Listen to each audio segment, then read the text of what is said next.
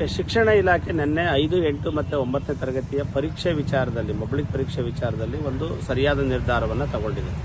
So ಕಳೆದ 8 ತಿಂಗಳಿಂದ ನಾವು ಸರ್ಕಾರಕ್ಕೆ ಒತ್ತಾಯ ಮಾಡ್ತಿದ್ದಿಷ್ಟೇ, ಅವನ್ನ ಬೋರ್ಡ್ ಪರೀಕ್ಷೆಯನ್ನು ಮಾಡಬೇಡಿ, ಶಾಲಾ ಹಂತದಲ್ಲೇ ನಡೆಯುವಂಥ ಪರೀಕ್ಷೆಗಳಲ್ಲಿ ಅವ್ರನ್ನ ಉತ್ತೀರ್ಣ ಮಾಡುವಂಥದ್ದು, ತೇರ್ಗಡೆ ಮಾಡುವಂಥದ್ದು, ಮುಂದಿನ ಸೆಕ್ಷನ್ಗೆ ಕಳಿಸುವಂಥದ್ದನ್ನು ಮಾಡಬೇಕಾದದ್ದು ಶಿಕ್ಷಣ ಹಕ್ಕು ಅಧಿನಿಯಮದ ಮೂಲ ತತ್ವ ಅಂತೇಳಿ ನಾವು ಒತ್ತಾಯವನ್ನು ಮಾಡ್ತಿದ್ವಿ.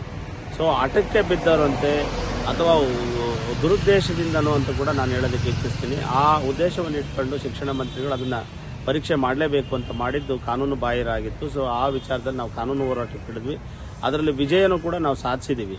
ಸೊ ಈಗ ಇದನ್ನು ಅರ್ಥ ಮಾಡಿಕೊಂಡಂತಹ ಶಿಕ್ಷಣ ಮಂತ್ರಿಗಳು ಅಥವಾ ಮುಖ್ಯಮಂತ್ರಿಗಳ ಒತ್ತಾಯದಿಂದನೂ ಒಟ್ಟಾರೆ ನಿನ್ನೆ ಒಂದು ಆದೇಶ ಮತ್ತೆ ಹಿಂದಿನ ಆದೇಶವನ್ನೇ ಅವರು ಪಾಲನೆ ಮಾಡೋದಕ್ಕೆ ಹೊರಟಿದ್ದಾರೆ.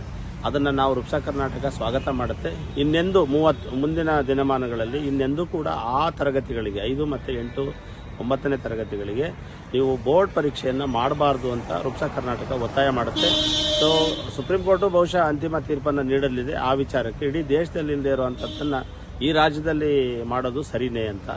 ಅದರ ಜೊತೆಗೆ ಆ ಪರೀಕ್ಷೆಯನ್ನು ನಡೆಸೋದಕ್ಕೆ ಎಷ್ಟೆಲ್ಲ ಭ್ರಷ್ಟಾಚಾರ ನಡೆದಿದೆ ಅನ್ನೋದ್ರ ಬಗ್ಗೆನೂ ಕೂಡ ಸರ್ಕಾರ ತನಿಖೆ ಮಾಡಬೇಕು ಅಂತೇಳಿ ಕೂಡ ನಾವು ಒತ್ತಾಯವನ್ನು ಮಾಡ್ತೀವಿ.